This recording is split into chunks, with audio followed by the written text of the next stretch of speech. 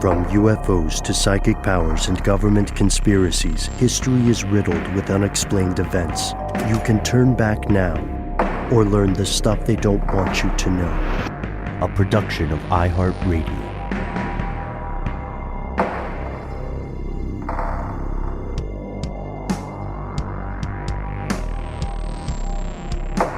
Hello, welcome back to the show. My name is Matt. My name is Noel. They call me Ben. We are joined, as always, with our super producer, Paul Mission Control Decant. Most importantly, you are here, and that makes this the stuff they don't want you to know. Today's story comes to us via a listener that we're going to keep anonymous because they are connected on a personal level to the case we're going to talk about. This listener wrote to us in July, I believe it was, and this story takes us to the coast of Oregon to a small town you may not have heard of named Coquille. Before the year 2000, if you didn't live in the area, you almost certainly were not familiar with it. It's not a place for a long time that made a lot of national news. And that's not a bad thing. You know, it's a close-knit community. It's the kind of place where everybody knows everyone else, and you can find thousands and thousands of quiet, bucolic towns like this place all across the U.S. What we're saying is it was a relatively peaceful place until June of 2000, when a 15-year-old child named Leah Nicole Freeman disappeared. Here are the facts. At the time, she was like any other high school kid. She was a freshman. Her boyfriend was a senior high school student. He was 18 years old, 3 years older. His name, Nicholas James McGuffin, or Nick to his friends.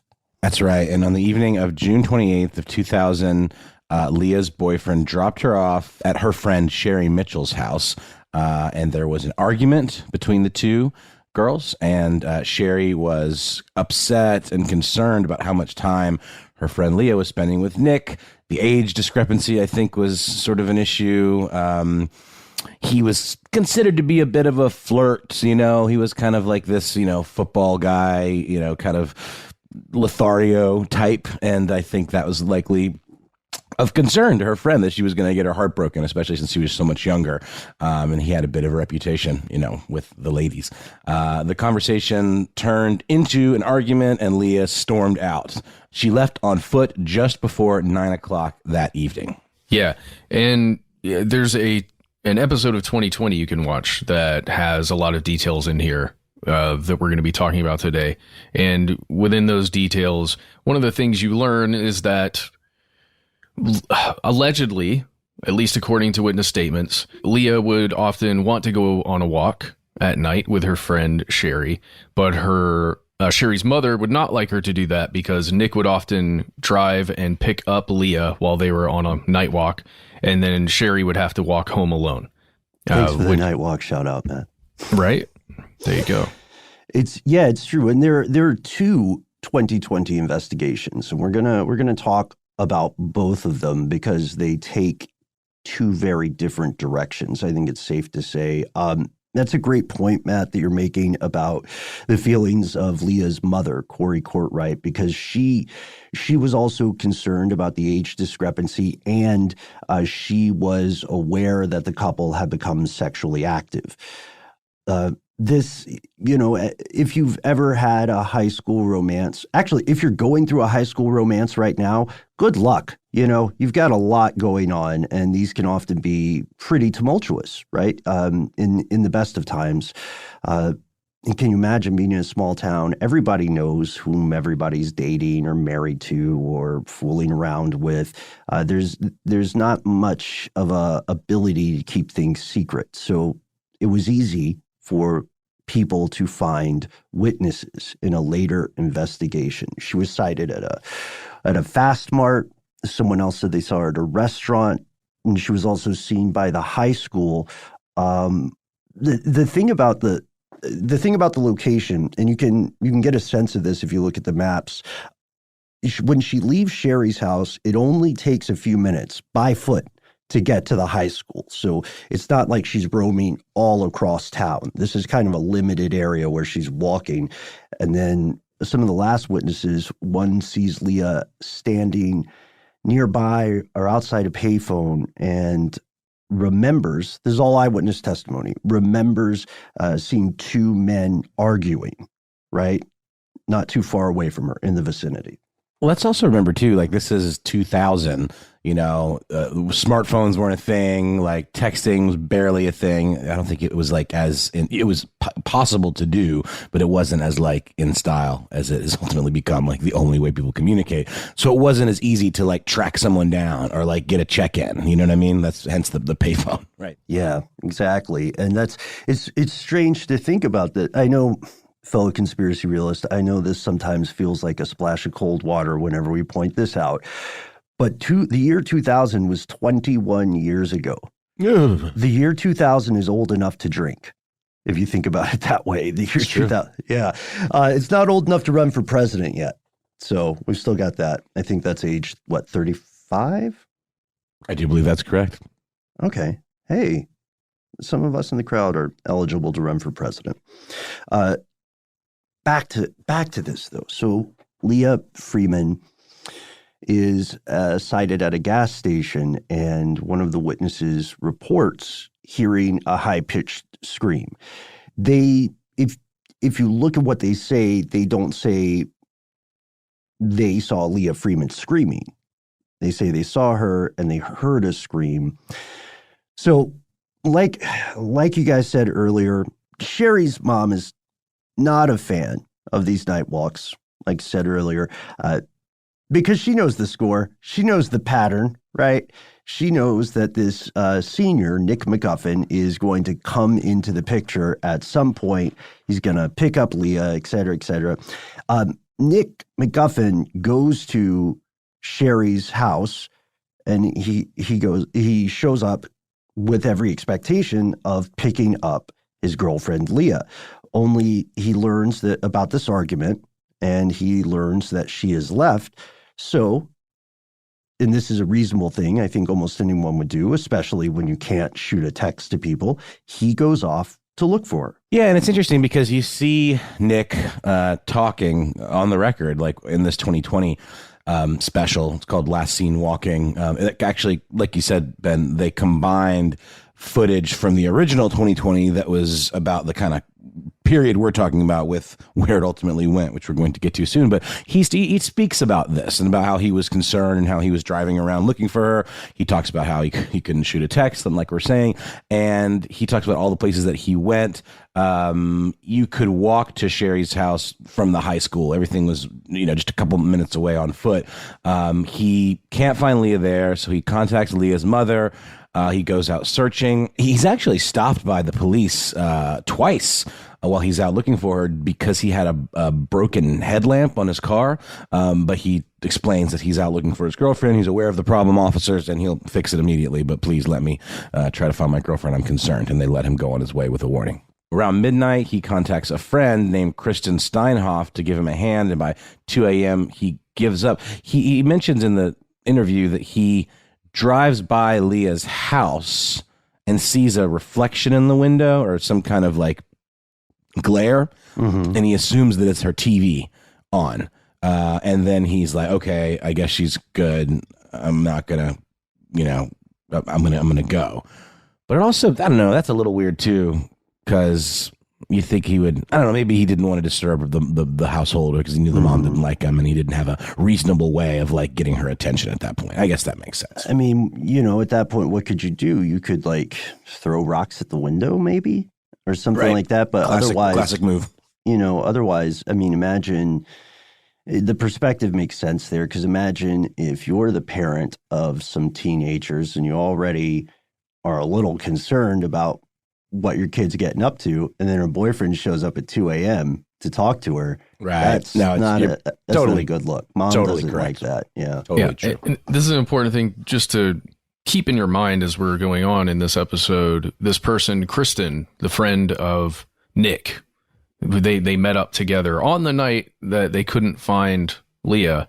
Just keep that in mind. She becomes an important player in this story. Yes. Keep Kristen Steinhoff in your mind for the rest of the show. She returns. Here's the thing. From McGuffin's story, it sounds like for understandable reasons, he assumed his girlfriend had made it home. He's not going to wake everybody up at 2 a.m. He'll just see her in the morning. And when dawn comes, learned she had not made it home. So the next morning, Nick goes to the police department to file a missing persons report. And he recalls in several interviews that police had told him she had most likely run away. And they're thinking, well, this is, it's a teenager, who knows what's going on with them. They may come back, who knows, right? But and a lot of that had to do with the nature of how she left, right? In an argument, from at least the authorities' understanding and perspective, that's how she left. Exactly.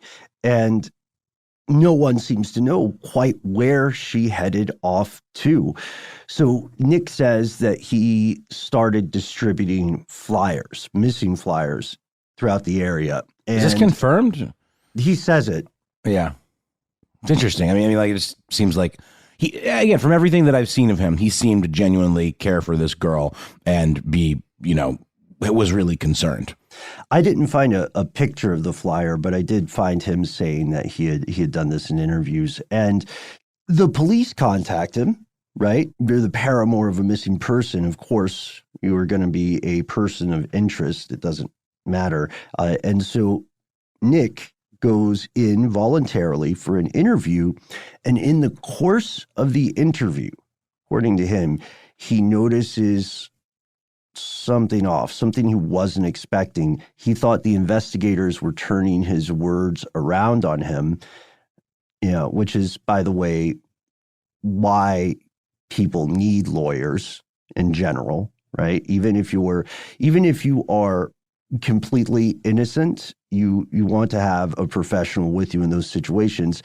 Still, you can hear audio of the interview, and they are doing that. He says something about, they're asking what might have been a reason for her to run away. He says, well, she had depression, but he also said earlier that she was a very upbeat kind of person. And they do that move where it's like, well, which is it?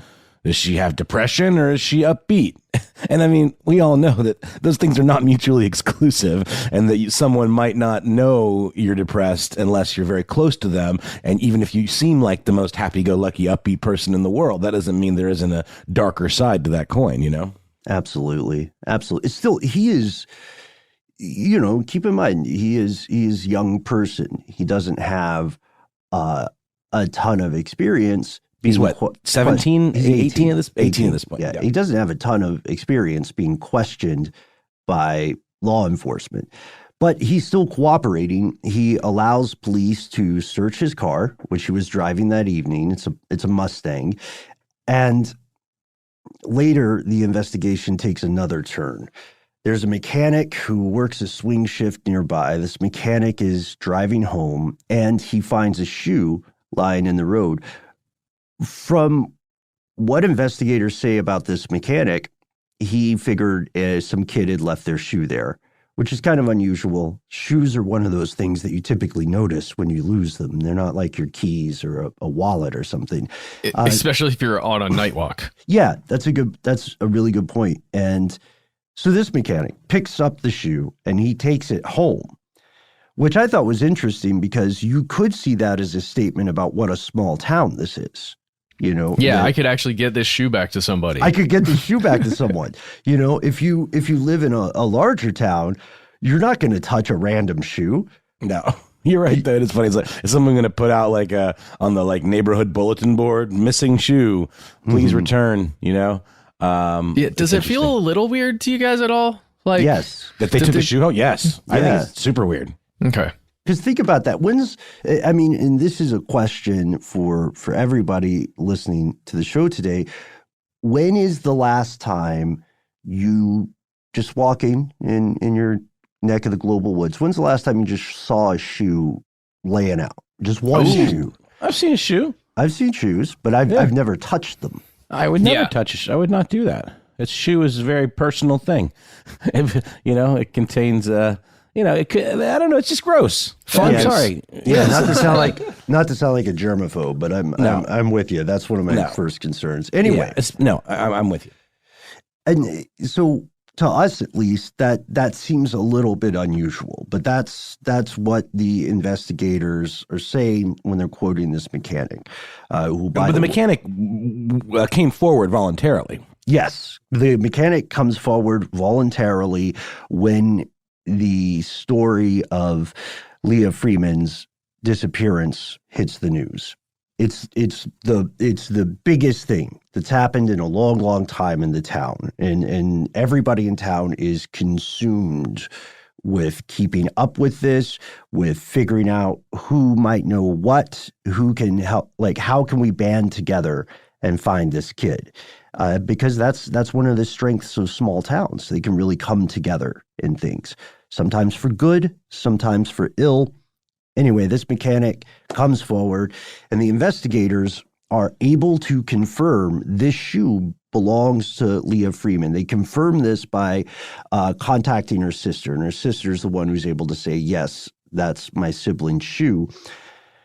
So where is the other shoe? 6 days later. This is literally a waiting for the other shoe to drop situation. Yes. So they do find the other shoe 6 days later, and things just look worse and worse. It's the 4th of July. It's about 10 miles away where they find this shoe. Yeah, in a town called Hudson Ridge, and it had blood on it. Not a lot of blood. It wasn't like a gory horror show, but there were some blood stains on it. And the family insisted there was no possibility that Leah would have run away. That wasn't her style. She wasn't that type of girl, whatever. You know, they were in her corner in that respect. And the family insisted that there was no way that Leah would have run away. It wasn't like her. It didn't make any sense. They didn't see any problems. And they seemed relatively close. I mean, her mom knew that she and her boyfriend were sexually active. Obviously, she disapproved, but it didn't seem like she was some sort of helicopter mom. It seemed like maybe her daughter trusted her to some degree and shared with her about these things. Anyway, she knew what was going on with her daughter, so she just didn't track for her. And it was also a legal situation. Right? Absolutely, yeah. He was 18. She's 15. Statutory, yeah. Mm-hmm. It can be. So yes, they find this second shoe. For the entirety of the investigation, the family is insisting that there is no chance Leah Freeman would have run away. And when they find the shoe separated by miles from the other shoe, law enforcement logically begins to consider the worst possibilities. And there's a whole new place to look for her now. And there's a whole new place to look. And we're going to pause for a word from our sponsors, and we'll return to follow up the investigation. We're not at the part where it gets crazy yet. We're just giving you the background.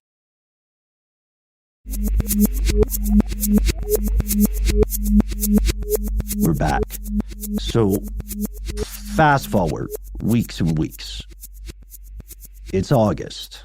Leah Freeman has been missing until August 3rd of 2000, when her body is discovered on a steep wooded embankment in Coos County, about 8 miles from where she disappeared. And according to people familiar with the area, and according to McGuffin's attorney, this part where her body is found is it's a rural area. These are old logging roads. You know what I mean? Think like dirt roads. This is not a densely populated place.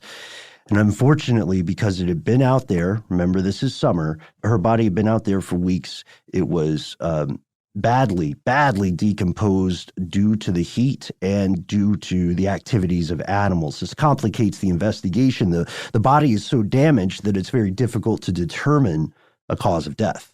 I can't help but think of Twin Peaks with this story.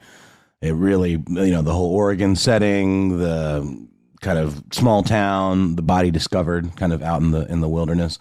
I don't know, really interesting parallel. This is obviously after that show came out and had been in the public consciousness for a long time, but it's just Oregon has this kind of weird, creepy energy to it in terms of like the types of crimes, because it's so isolated and it's seen as this very liberal kind of bastion, with places like Portland and all that. But there really is kind of a crazy, seedy underbelly to a lot of, crimes like this that take place out there. And we'll get into the legal side of it later. That's interesting in its own right. But so the investigation understandably turned to Nick McGuffin because they have no other leads. They had already, interrogated him. He became their prime suspect simply because of the fact that he was closest to her, and it was just he was an easy target. Even though they had no solid proof, he was just the most likely person and had the most opportunity, let's just say. Yeah, you have to start somewhere. You know what I mean? That's not an unreasonable thing to do. So, like we were saying earlier, the thing about small towns, and folks, you know this if you've ever lived in one, rumors can spread very quickly or dangerously. Communication is constant, and it goes through multiple channels. So a lot of members of the town start to turn on Nick McGuffin. They're stopping him in the street. They're calling him a murderer. He himself recalls being hospitalized for what he describes as an anxiety attack, as well as a suicide attempt. In the interim, in this very dark time in his life, as you can imagine, he meets someone else, becomes romantically involved. They have a child together, a daughter. Fast forward years, right? The case is considered to have gone cold. McGuffin is, at this point, never arrested. He's never gone to a trial or anything. He's working as a chef. He graduates culinary school, I think, and he's having his daughter. A new police chief takes office, Mark Dannels, and Mark Dannels is very much focused. Some would even describe it as having tunnel vision.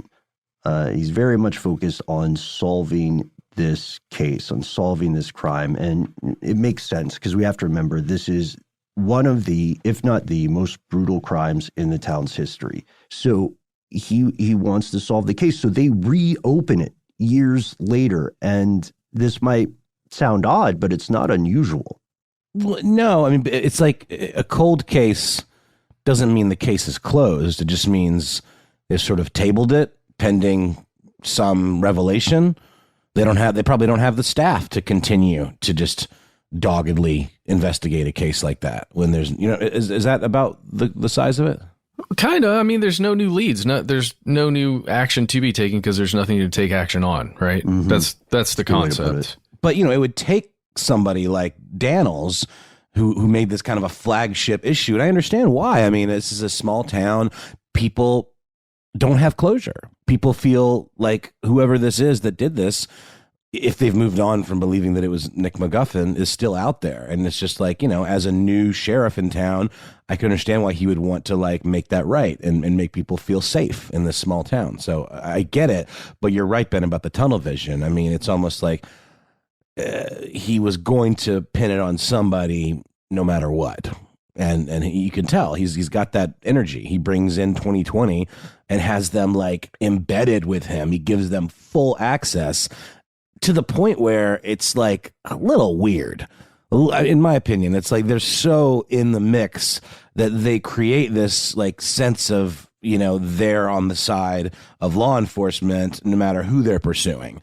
And they don't seem to be asking many hard questions of Dannels.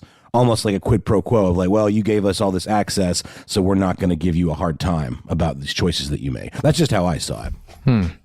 Well, in my eyes, it's somebody who is aware of the pressure that law enforcement and the media can exert on a potential suspect, right?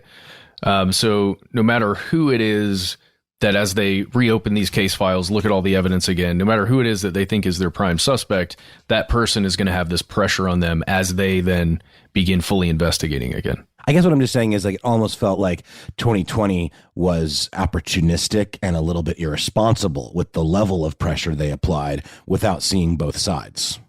Yeah, this is exactly the point. So first, I think right about the pressure that media coverage can impart, but we also need to consider the pressure that the public can impart on law enforcement. Not getting this is not getting this is tantamount to not doing your job, right? In the public's mind, and the public of the town is divided on what they think is going on.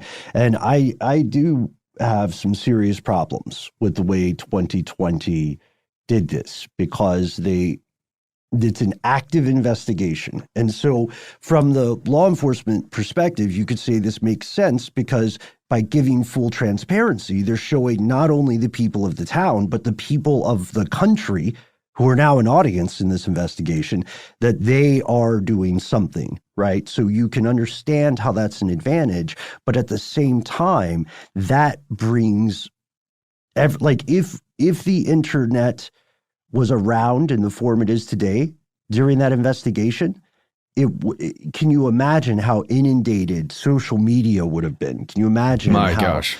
Yeah, on every level. That's what they're doing in this 2020 piece. The initial one is they're showing this investigation, but they're also sort of feeding the flames of the court of public opinion.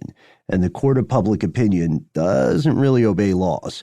So Daniels and his team interview hundreds and hundreds of people, and they claim that they noticed something odd. A lot of these witnesses, or at least a significant number of witnesses that they interviewed, were contradicting Nick McGuffin's story. And they would later say, we have witnesses on record saying that they did see Nick McGuffin and Leah Freeman together after 9 p.m., after she leaves Sherry's house. And that's where Kristen Steinhoff, whom we mentioned earlier, comes back into play. She seems to, in particular, throw some monkey wrenches in what this point is being considered an alibi. Yeah, the story we knew up until this point, at least, that had been told to authorities and from other witnesses, was that she and Nick got in the car and looked for Leah, right? That's at least my understanding of these witnesses up to this point. And that was it. That's all that happened. She was just trying to help Nick find Leah. And then that story changes completely. Yeah. When they were hanging out at her house, she says they were in their bedroom, she and Nick, and they were doing drugs specifically. And you can see footage from some of these interviews, specifically that they were doing methamphetamine, and that they began kissing and things were escalating, and she cut things off because he was trying to escalate to sex. And so she stopped it there, and McGuffin maintains that, yes, they kissed, but they didn't, he didn't try to take it further, and that they may have smoked marijuana, but that they were not smoking meth. And then there's something transformative, and not in the best way, that happens. Remember, we said, unfortunately, the body is so decomposed that you cannot readily determine a cause of death. At least that's what law enforcement is saying here. But an investigator is on television speaking to the public and just speculates that Leah Freeman may have been pregnant at the time of her death. There was no proof for this. This was, and to be fair, it was phrased as speculation, but when you hear something like that, you know it's going to set a rumor mill ablaze, and you can't really retract it because people won't listen past that statement. It's a detective that says it, speculating. And then, the sheriff does, I don't know, he's a little bit kind of finger waggy about it. He's like, well, that was just this man's opinion. They say that in the 2020 piece, that it was never proven. He does say that. But you're right. You can't put that badger back in the bag. Once it's said, it gets people thinking. Then immediately in your mind, you're crucifying this guy as like a woman and baby killer, which is like the worst. Well, that reminds me of, guys, that the recent Atlanta serial killer rumors that were spreading around, and that expert that brings necrophilia into the situation. You're like, what? Now that's what we're dealing with? Okay. According to your opinion? Yeah. And you have to, when you're conducting an investigation, you do have to speculate because that will lead you to the next part of your investigation. But that speculation maybe belongs in the office. Not right? on a TV. Right. Not right before a commercial or something like that. And you're right, there's some finger wagging stuff there, but anyway, you can't rebag the badger. You can't screw the lid back on Pandora's jars. Now people are convinced that this is what happened. Even though it was this guy's opinion, it is now being treated by members of the public as evidence. At this point, not only are these problematic public statements going through, but Nick McGuffin still lives in town, and law enforcement and the people at 2020 are on his six all the time. They're following him at home. They're following him at work. They're seeing where his car goes. The 2020 people are ringing him off the hook, trying to get an interview with him. And when he doesn't want to do an interview, eventually, because this is the kind of show this was, eventually one of the reporters just runs up to him when they see his car idling and starts, firing off questions. And this guy, it's like a mic in the face moment, kind of. You know what I mean? Yeah, and so he drives away. But this. Well, what does he say though? He does say one thing. They say I just want to know what it's like, and then Nick says, "What do you think it's like?" Yeah, and then hauls ass. Mm-hmm. How do you think I feel, or something like that? Yeah, and he obviously is responding from a very emotionally upset place. Because he's been surveilled so extensively. And not only has he been surveilled, but he's being surveilled in a very public manner. Everybody else in town is aware of this, right? It's getting reported in the news. And then this 2020 thing is going to come out. So August 23rd, after this, 2010, they have a highly publicized arrest. 2020 is still embedded. They have called in the cavalry. There are different teams getting ready for the arrest. There's a helicopter involved, keeping track of him. The idea being that he might try to make a run for it, so they would need to be able to track him from the air. He is arrested without incident, really. He's not trying to resist arrest. He's not fighting back, etc.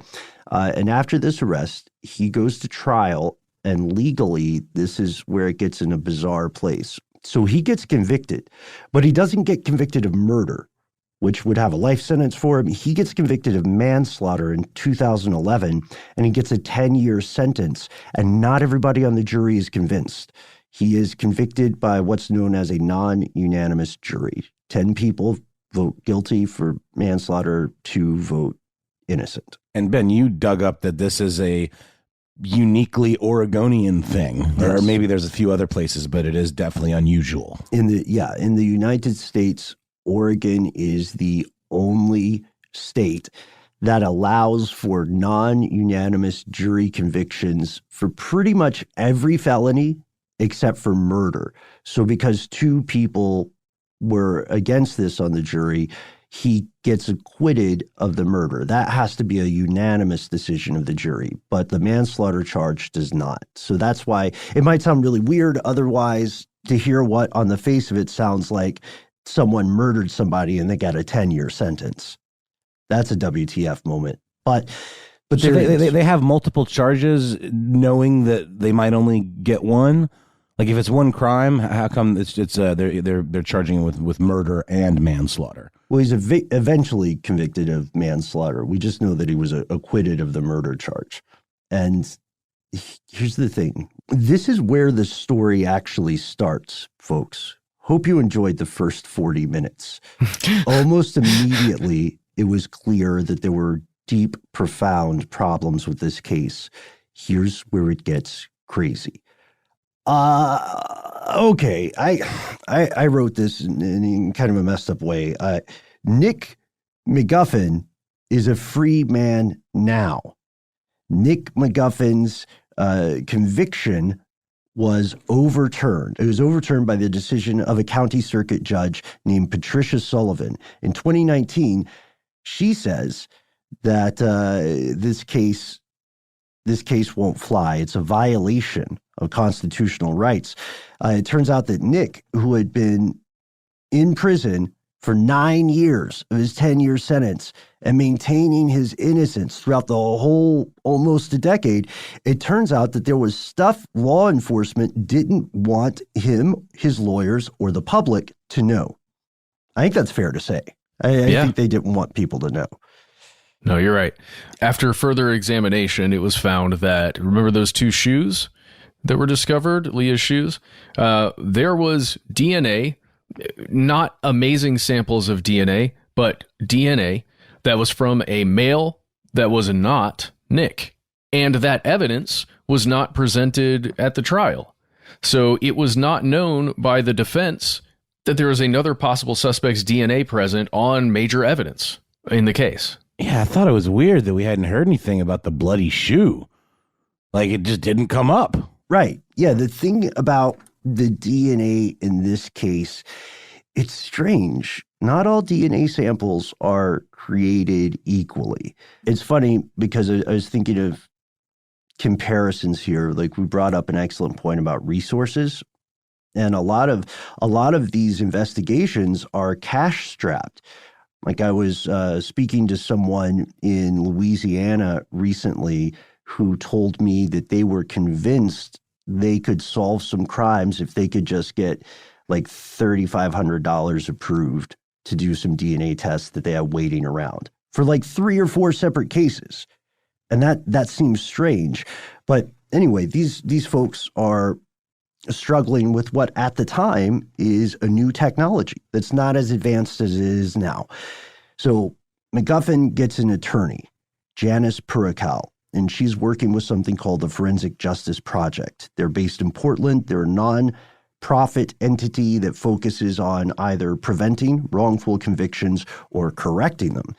And she says there is no evidence against him, being Nick McGuffin. He just happened to be her boyfriend at the time. There were no eyewitnesses. There was no DNA connecting him to the crime. There was no other evidence that tied him to anything that happened to her. Quick note, when she says there's no eyewitnesses, she means there's no eyewitness that like sees him engaging in an act of violence against Leah Freeman. And Puricale is the one who figures out this DNA evidence. She only learns about it, like, again, almost a decade past this original conviction, where it's not brought up at all at trial. She only learns about it because she's sorting through all the old paperwork from that first trial. And if you read news about this, older news, and like the news that comes out when she makes this DNA request, which I think is around 2017, you'll see the same line popping up in the news, which is something like the DNA analyst at the time didn't disclose this information due to an internal policy, quote unquote internal policy. That's the official reason. And the decision that Judge Sullivan makes is simply that whatever that internal policy at the time was during the investigation, which we can talk a little bit about, it was no longer the standard when the case went to trial.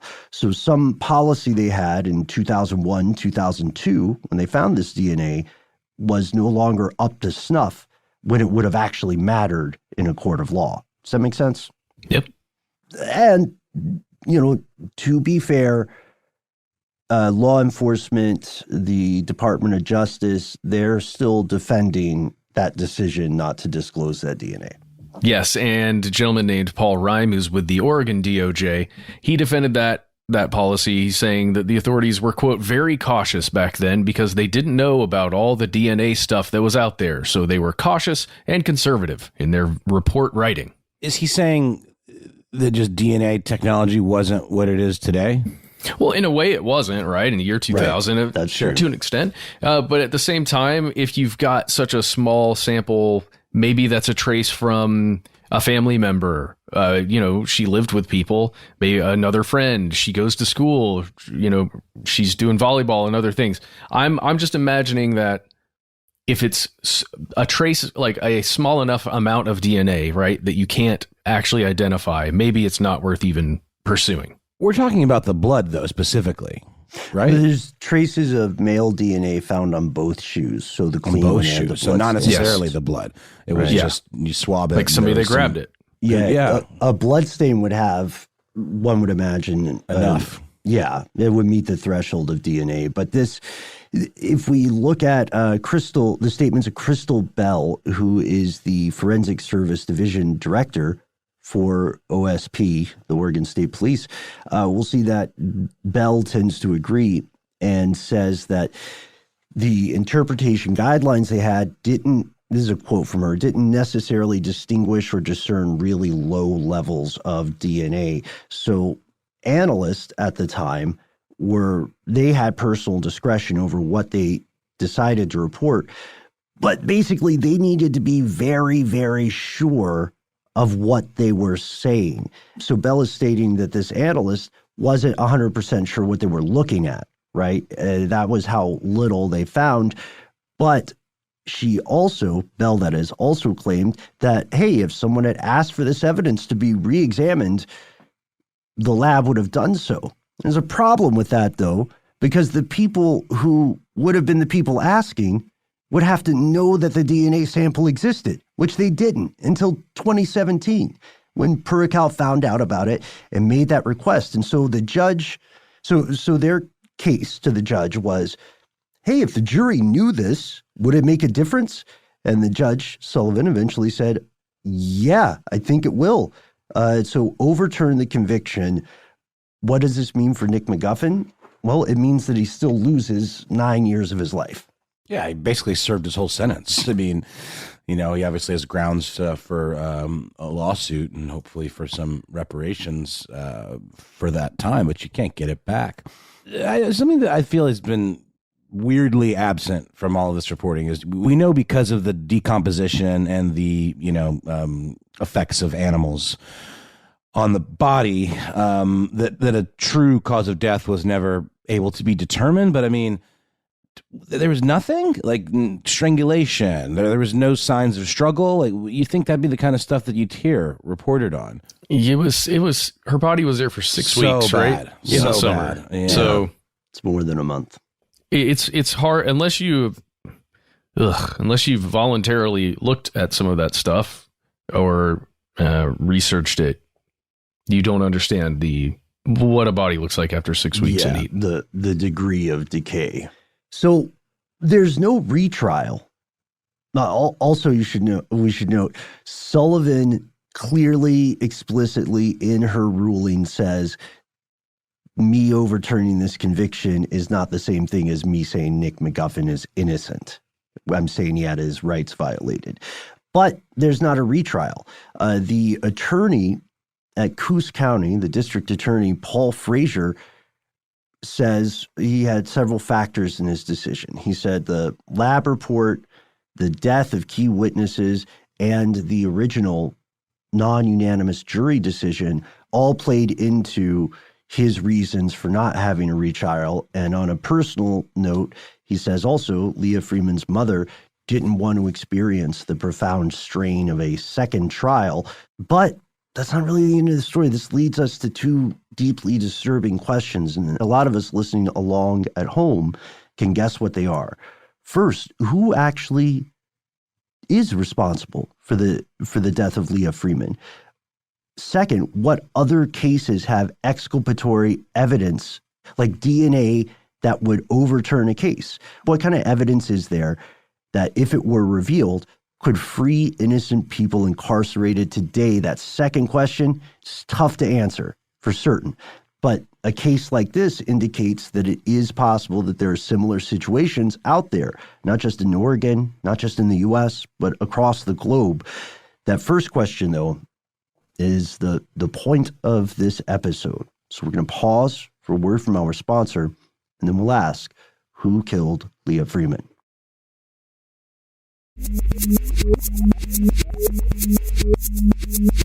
At first, it might seem that having DNA means it's only a matter of time before police do find another person, a man, somehow involved with the case. It's true. I mean, DNA has led to the reopening and even the resolution of other unsolved murders, other assaults, and will do the same in the future. But like we said, not all DNA is the same. This isn't enough to determine a specific match. It's enough to, when compared to McGuffin's DNA, determine it's not him. Whomever left this was not him. But that's about it. Other than the fact that it's a male, that's about it. Well, yeah. And we've heard from a listener who's knows someone who's connected to this case, and we're going to leave it at that. But that there is potentially a name associated with that sample. Again, we cannot confirm this, but that is what we were told, and it checks out that this person is in contact with someone who has intimate knowledge of this case. Why that name was never released is very interesting. It likely has to do with some of the thresholds that we're talking about, or, the idea of not wanting to muddy the waters further, maybe. It's very odd that a name was never released. And yet they were willing to drag this guy, Nick, through the mud for years and years and years, with all the surveillance and stuff. But this person who's close to the case made the comment that if Nick wasn't the one who did it, that he likely has knowledge of what actually happened. And because of the way the investigation has gone and him being exonerated, that's case closed, essentially. I mean, they would have to open a new case, right? Or how does that work? If someone is convicted and it's overturned, does that mean back to the drawing board for investigators? Now we're looking for a new suspect? Or does it mean that maybe he did do it, he served enough time that likely all parties are satisfied? Like, I don't know. I'm just wondering, what's the next step? Well, the DA seems to have indicated it was their decision not to have a retrial. So that could have been a possibility. And I think you put that very well, Noel. Again, to this listener, we appreciate you profoundly for reaching out with this, and we do want to protect anonymity here. But there's also the possibility that someone associated may have died, I believe, may have passed away. That's right. Yeah. That's right. So there are other bits of evidence as well. You'll see descriptions of paint chips found on Freeman's shirt that don't match the paint around McGuffin's car. But again, at this time, there is not an easily determined cause of death. And this leads to speculation that's pretty prevalent 20 years on about her demise. People will speculate, not prove, but speculate that Freeman may have been struck by a car, and that whomever struck her with the car realized that they had killed her and decided not to report the death. So instead, they took her body away to that rural area and left it there. And if that is the case, then they got away with it, at least for now. Yeah, that's mentioned in that 2020 piece, and it's kind of just thrown away, right? It's like there are a ton of theories. One of them said that happened, but we decided that didn't happen. Yeah, but why? Like again, right. if there's no defensive wounds, or there's no something indicating that it was. I just never heard anybody say that. It is weird the shoes were found so far apart. That does indicate that maybe the body was moved or something like that. Maybe. What's the scenario where one shoe comes off in one place, and then as they're driving, another shoe comes off 10 miles away? Is it someone fighting and struggling to escape a vehicle, where one shoe comes off as she's being put into a vehicle, and then another comes off as she's being taken out of a vehicle? I mean, I just... Yeah, I mean, that is sort of the weird thing here. Like, why so far away? And the two shoes. That is, you're right, Matt. I don't understand that scenario either. But I still think it's odd they just discount the idea that she was hit by a car. And not to joke, but it does seem like this town has a history of picking up people's shoes and taking them home or maybe like taking them elsewhere. I don't know. I don't know if they have a history of that. Okay, but, maybe not a history, but there's a history of one, a sample size of one. It's just an odd thing. It's an odd thing. Yeah, it is. And it leads to questions that can be disturbing, but they're necessary to ask. There are any number of scenarios that could lead to this happening, right? It could even, here's another thing that people don't point out. We know the order in which the shoes and the body were found, but we don't know the order in which they ended up where they ended up, right? So I think it's logical to assume that the first shoe was maybe the first thing that got dropped at its location. Maybe, but it's not for certain. We don't know the order of operations. We don't know the timing here. And unless you speak to the person who did this and they admit to it and they tell you, then it's highly unlikely that people will ever know.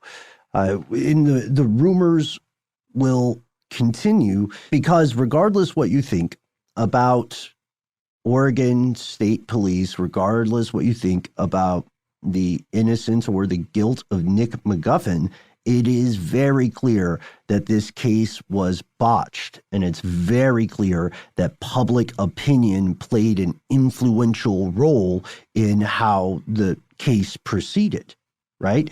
And this is not us commenting on McGuffin's innocence in any way.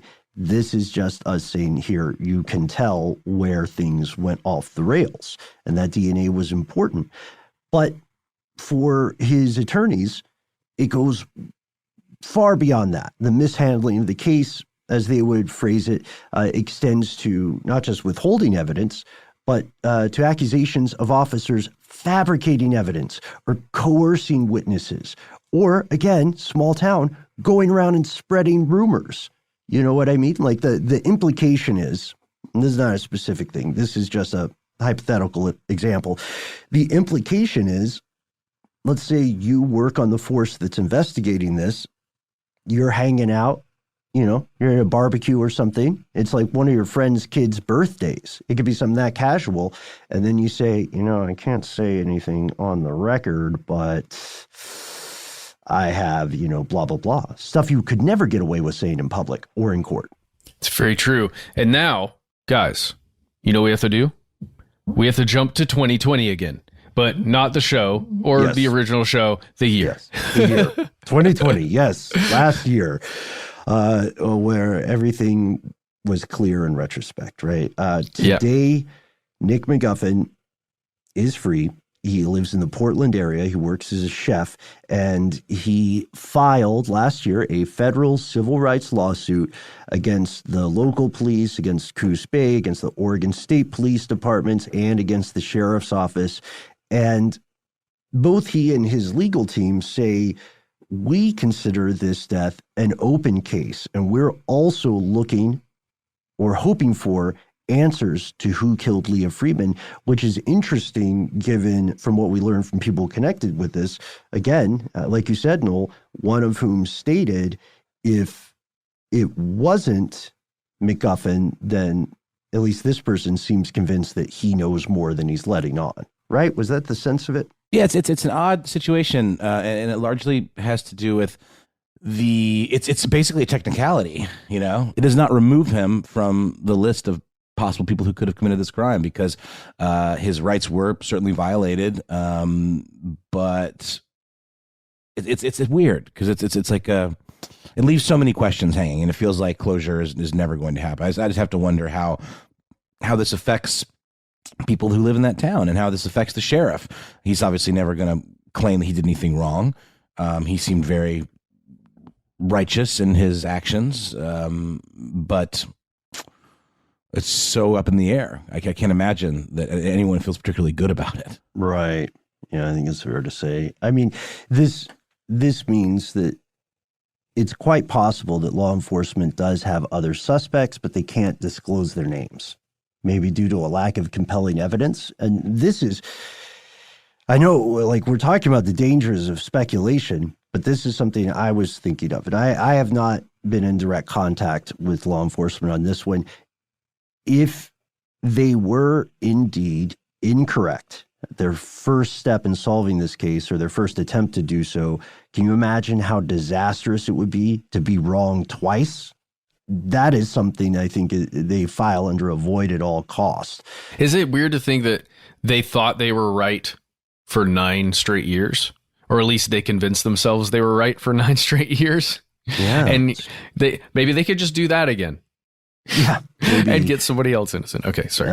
But this lawsuit, it does allege some pretty damning stuff. The lawsuit that McGuffin is bringing on the federal level says that they created an entire false narrative based on, quote, junk science, including fabricated polygraph results, other fabricated evidence. We already know that polygraphs are, I'll say it, they're malarkey. Can we say malarkey? Who is it who's been saying malarkey? Is it Joe Biden? Does he own that one now? I think that is a Biden. It is Remember, kind of a grumpy old man thing to say. Yeah, someone took over the word maverick too. Anyway, it's polygraphs are not solid proof of what they're often purported to be proving, right? And there's an excellent, I believe it's Tech Stuff. There's an excellent Tech Stuff episode about the actual technology of polygraphs. Anyway, they also say that police did something they're not supposed to do, which is suppress or tamper with or even destroy evidence that undermine the credibility of witnesses, including evidence of their own misconduct, evidence of their violations of this guy's rights. And again, on their part, the investigators on the case maintain that they followed procedure. You know, they're saying, we're not trying to cover up something. We just had this policy about DNA at the time, and it didn't fit our threshold. That's what their perspective is. And that means the rumors are going to continue. More than 20 years on. Many people in the town of Coquille feel that they're still going to wait, like you said, Matt, for closure, for justice. And rumors can be dangerous and unfounded, and speculation can quickly, erroneously turn into some sort of truth when everybody just happens to agree. But at this point, we know that the facts don't all seem to add up. What do you guys think about this? Well, it doesn't matter what I think. What matters is what you think. Why don't you write to us? Find us on Facebook or Twitter or Instagram, any of the social medias. Let us know how you feel. If you've got any information, like the person who reached out to us, maybe there's something we need to know. Please find us. We are Conspiracy Stuff on YouTube, Twitter, and Facebook. On Instagram, we are Conspiracy Stuff Show. If you don't want to contact us that way, you can use your telephone. That's right. You can call us at 1-833-STDWYTK. Leave a message at the sound of Ben's dulcet tones, and you will have 3 minutes to tell us your story. Ask us your question. It's all yours. Do whatever you wish with it. Just please let us know if it's okay to use your voice on the show, and then you might hear it on one of our weekly listener mail episodes. Make sure to let us know what to call you. Happy to go with anonymous, whatever makes you comfortable. Hey, and if 3 minutes is not enough time for you to leave a message and everything you want to say, why not send us a good old-fashioned email? We are conspiracy@iHeartRadio.com.